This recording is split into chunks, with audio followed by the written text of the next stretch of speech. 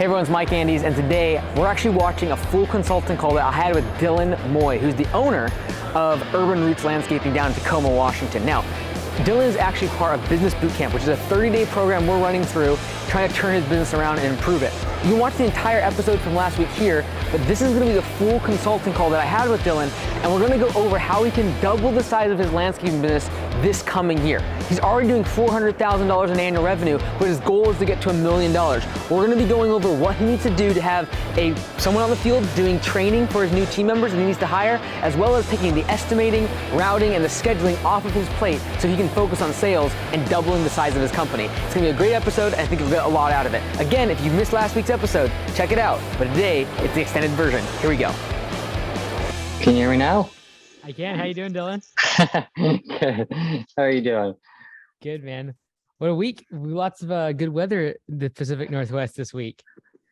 Yeah, I've been loving it. And it looks like we still got probably another 7 to 10 days of super nice. Yeah. I know, man. It's been awesome. Cool. Well, before we jump into it, because we only have 15 minutes, I'll try to be as concise as I can be. Anything right off the bat you wanted to ask, or do you want to jump into some of those questions that you fill out in the form? Because I do have a few things to go over as well. So I did send an email to you. I'm not sure. I'm not sure if you saw that email. I had some bulleted points, but geez, where do I even start? You're right. 15 minutes is pretty short. You're good. So I kind of think my big thing is, as I look at what you're doing now, I'm looking at a couple things. One, you don't have the confidence necessarily to grow because you feel like you have a lack of experience in the marketing side. My question would be, when you did the marketing this past year, what were you spending it on? Because when I look at this entire year, you spent $5,000 in marketing. The peak of that was about $1,200 in January, and throughout the spring rush, you were spending like $300 to $400. What were you spending on during that time, especially during spring? So I think the bulk of that was probably like putting logos on my truck. So that was maybe that big thing in January, and then I did some Facebook posts, like I would boost posts from my Facebook, and I think I could do the same thing on Instagram.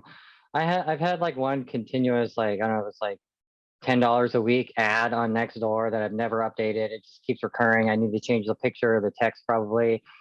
But pretty limited. I have Google local services going pretty continuously, and it's kind of hit or miss. Some weeks I'll have 1 or 2 calls and a message. It's not like real heavy leads from that. And then my flyers I sent out last year, but I didn't do any flyers this year. So I think that pretty much sums up like the marketing I've done. I've kind of, like I said, played around with Nextdoor, Facebook, that kind of stuff. When did you get your website done? Like finished the design? Was that like spring of last year or winter of last year? It was winter of last year. So okay, I had that done before. It looks I pretty launched. good. And I would say like trying to spend more against the digital side. But like when I look at what you were spending last spring, again, and I know your market really well, March, April, May, that's when I want you to spend basically 90% of your marketing. And so when I look at that and you spent, $600 on marketing, and that potentially is including other things outside of actual ad spend, like almost all of your growth is due to organic growth, referrals, and people seeing your trucks and your website, right? Mm-hmm. You do pretty good actually in terms of ranking, in terms of Google, your Google listing, as well as even on your SEO. You're on the bottom of page 1, but you got a whole bunch of lead services above you, right? So like the fact that you grew all this year, I'd say 99% of it is due to those things. It's not to your marketing like Nextdoor and whatever else, because you just don't have enough spend for me to be like, oh, like that's definitely the reason why. And so yeah, I really do believe that like, if there's any unconfidence when it comes to growth because of marketing, you put that against Google ads next spring rush, and you just really pour that on during March, April, and May. Like I'm talking 60 to 70% of your marketing spend during those months. That will do, you have the same amount of growth as you had this past year, because you were at like 15, 20,000 a month, if I remember correctly. You jumped right to 40, 50 a month through that spring rush. That'll happen again if you deploy that against marketing. And I honestly believe you'll pull back your marketing because the demand will still be too much. Okay, so I've never used Google AdWords. I've only done the local services, I think. So that I'll kind of research into that more. Yeah, and take a look at what they call it. They just launched this new product a few months ago. We've been really excited about with the franchisees, and that is called Google Performance Max. So when it gives you the option for what type of ad you want to run, it'll have like search, video, banner, display, all this other stuff. Do Mhm. Performance Max. And what that does is allows you to put like a bunch of videos, a bunch of pictures, like 8 headlines, and then it just basically optimizes your budget across all the different Google platforms. And we've seen that work really, really well. It's a new product, so it's changing quite often, but it's nice because you can give it so much video, like 5 links, a bunch of pictures, a bunch of display headlines, and then it just optimizes the best across all the different types of Google platforms. Mhm. But like, Oh, so Google Max, it like it'll do like my Google business page. It'll do like Google AdWords. It'll Google. It kind of like disperses it. yep, exactly. Yeah, Google Okay. AdWords is no longer a thing. They've just merged Oh. that all into Google Ads. And so if you Mm, just go to ads.google.com, and when you create a new campaign, it's going to ask you what type of campaign. Use Performance Max. It'll okay. basically ask for all the videos. It'll ask for everything that you would need across all those different ad platforms, and then just optimizes your budget accordingly. But I truly believe, like, if you spent 5,000 that you spent this year, which, like you said, most of that was your decals for your trucks. If you spent that in next spring, 5 to 10,000, I truly believe you'd go from 40, 50,000 a month to 80 to 90. Like, I really believe that. Um, and and so I want to take that. The reason I address that first is because I want to take away that fear of like, I hope I don't grow so much, or I hope I don't get all this trucks and equipment and getting a GM and an office person, and then I don't grow again. I don't think that's going to happen. And part of the reason why you're kind of feeling that now is because for the past 4 or 5 months you haven't grown a whole lot. It's mostly just been maintaining what came in through that spring rush. Mhm. And a lot of that has to do with just you don't have the marketing that is able to continually pump leads back into the system when they're not organically coming in. And so Mhm. I really think you're going to grow just as much next spring. I really, really do. And so when I say that, that's when it's like, okay, now what do we do to prepare for that growth and making sure it's profitable?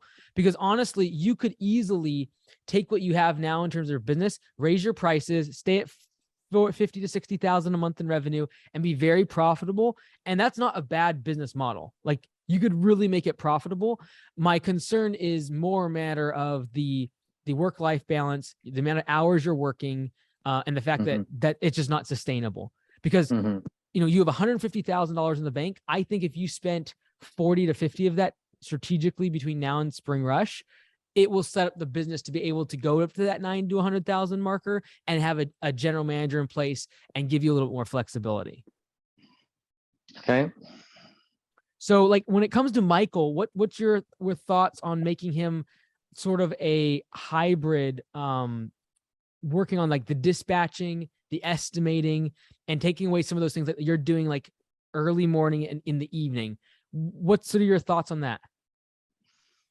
So, Michael's strength, I think, where he's going to shine is going to be answering phones, customer service, back end manager. He was a manager at a couple of fast food restaurants. So I really do. And then we have somebody else named Jose who's extremely strong with like operations. I mean, just all around a good. I could see him down the line being kind of like an operational like manager in some way. I just don't know how organization structure would look, based on Mhm. what to delegate first. So I think Michael, he definitely has the wherewithal to pick up service autopilot. Basically, like really secretarial type tasks. I think he could write up the estimates for me if I do estimate videos and get that to him. So all those type of tasks, I think he could definitely handle. I think he can handle emails.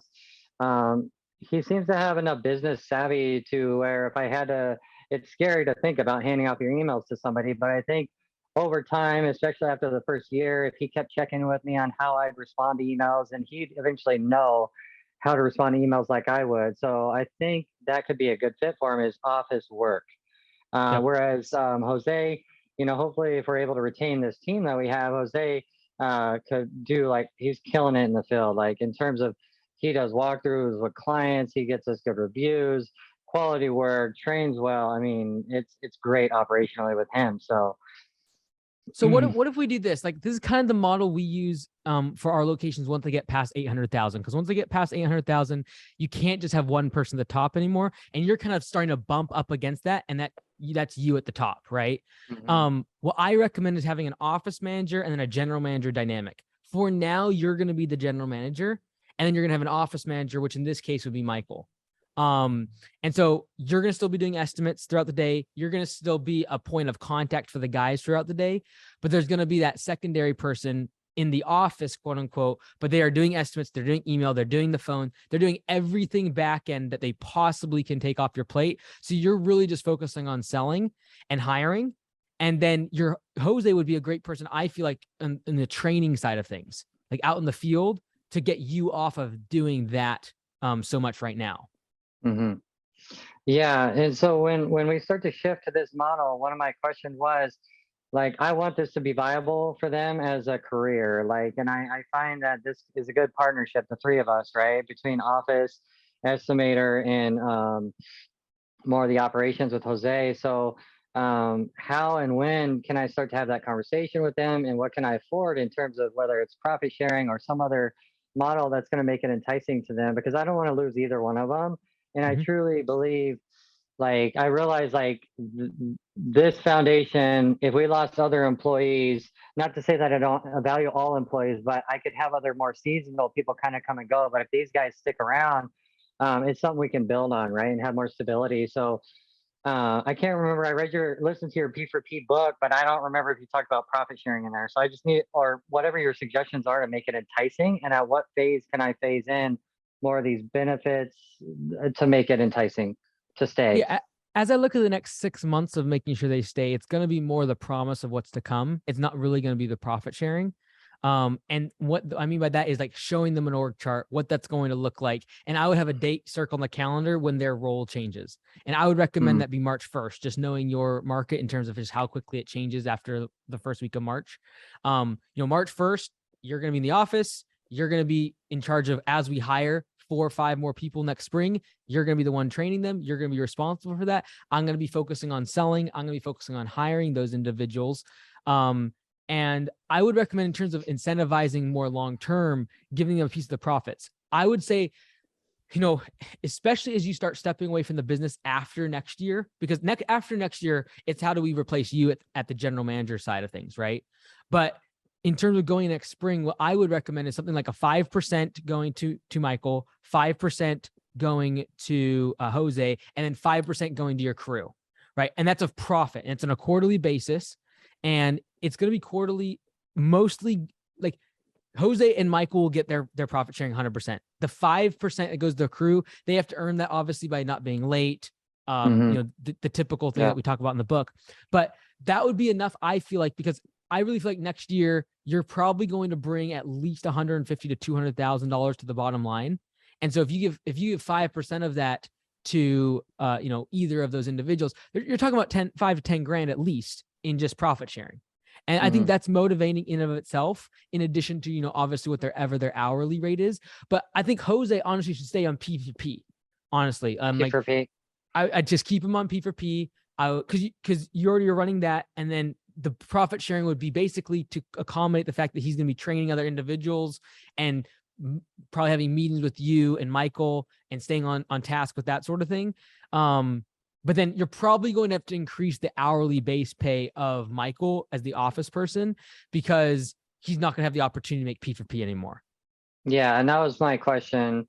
So how does that look? I mean, in the winter, he's built up over time. His production wasn't great in the beginning, but now we're all sitting at 24, 25 an hour.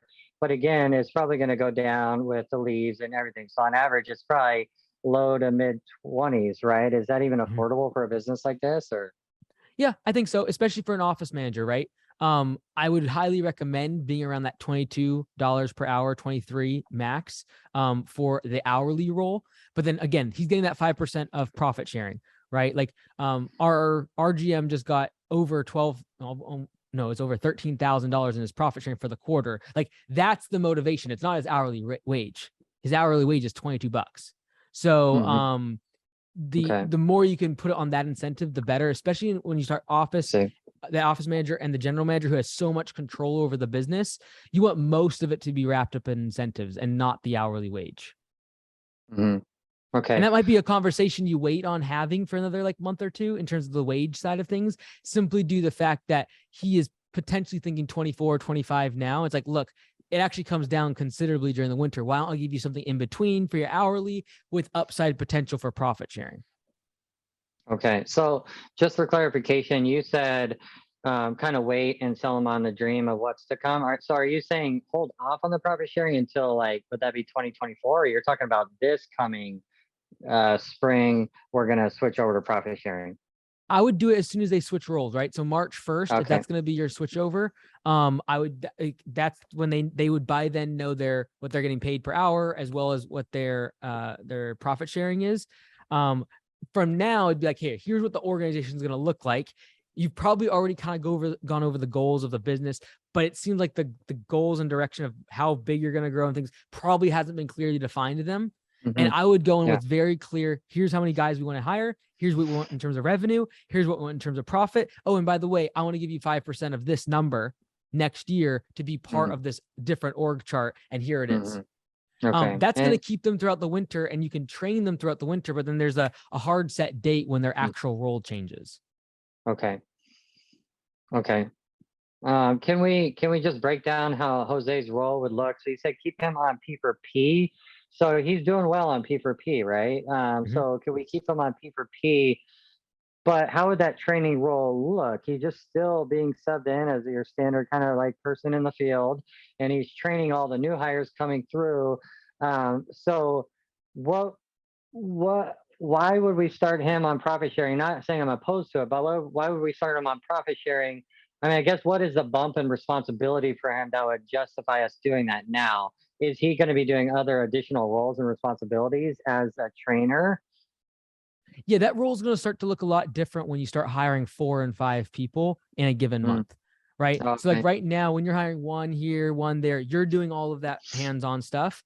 And that is a big part of what you're doing now in terms of why you need to be in the field, is just for those entry-level positions. He's the person you will turn to if someone's not performing well, lots of yellow slips, damage cases. You're going to be turning and looking at Jose. You're not going to go to the employee. You're going to go to him.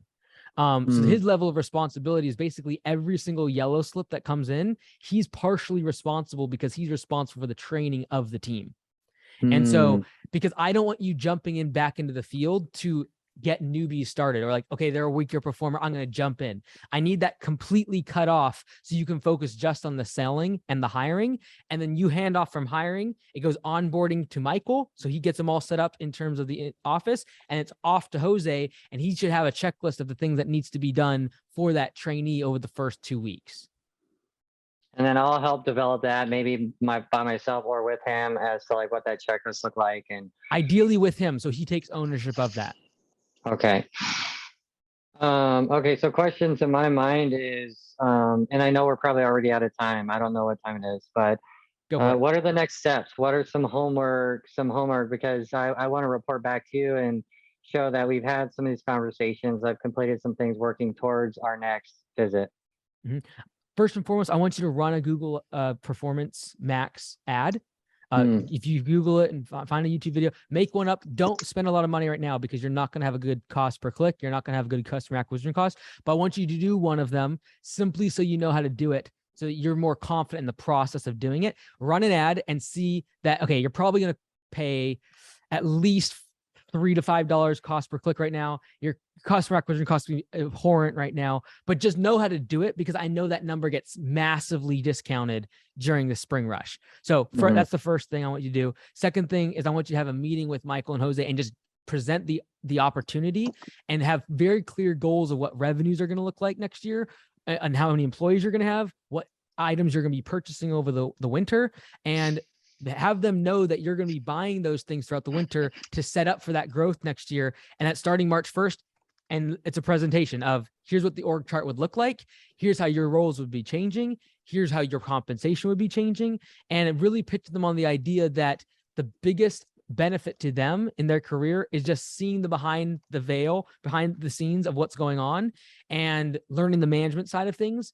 It's in addition to obviously the profit sharing and the higher responsibilities. And I think based upon what I've already seen, they've already bought into a lot of that. Now it's a matter of how do we retain them? The next 6 months is simply going to be giving them a clear vision, right?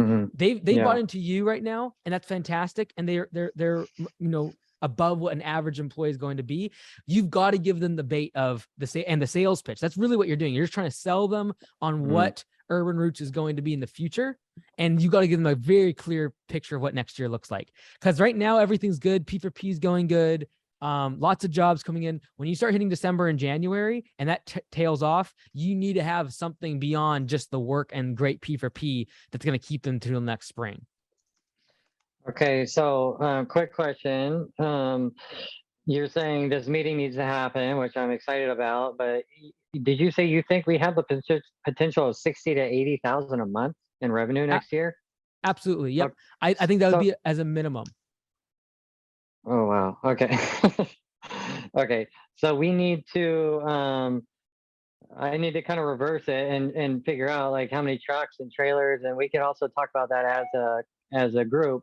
We can kind of take ownership together on that and just say, hey, what kind of revenue are we producing with 2 trucks? And we have a third just kind of sitting most of the time. And then we'd look at needing to buy a 4th, you think, at least? Yep. I'd be creating a budget. And again, you have plenty of capital. This is why we're talking about this. You have plenty of capital. You don't need to buy the trucks now. You don't need to buy anything now. We obviously later this month need to start thinking about a shop space. That's 100% something that's very important. Based upon what the media guys have told me about backing up trucks out of your driveway and all this other stuff, we have to get that taken care of. Don't get me started on that. So we'll figure that out later in the month. Right now, though, the more important part is, number one, taking away the question of can I grow next spring? That's not going to be an issue. The second thing is, in order for that to happen, you need more infrastructure, and that's going to come down to Michael and Jose being on board. So I wanted to have that meeting, you being clear what that revenue is going to be, figuring out with them, okay, we're going to need 1 or 2 more trucks. We're going to need X, Y, and Z. Here's the budget for that.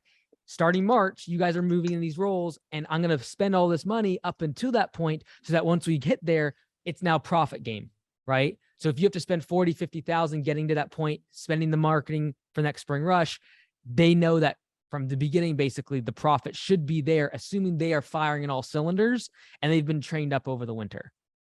Okay. And what are your thoughts on right now? I have booked out for 4 or 5 weeks, enough to keep 4 people. So 5 of us total. So that takes me out of the field. So I'll be able to do some of this legwork, right? But I think I'll start getting busy here with the fall, myself in the field. But shoot, I'm drawing a blank on my question. Oh, so how much do you think I should like draw back or be conservative about budgeted hours, or should we just go full steam, make as much revenue as we can this fall? Or should I start pulling Michael out of the field and teaching him on service autopilot and things like that? Or do you think we'll just see enough of a slowdown in say January, February to take care of the miscellaneous training?